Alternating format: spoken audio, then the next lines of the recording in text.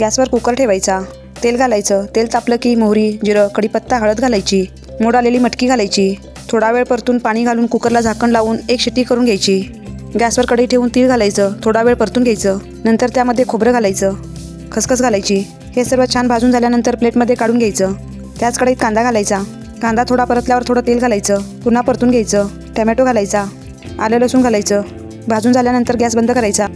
आता मिक्सरच्या भांड्यात भाजलेलं खोबरं, तीळ, खसखस घालून बारीक वाटून घ्यायचं. नंतर त्यामध्येच कांदा टमॅटो घालून बारीक पेस्ट करून घ्यायची.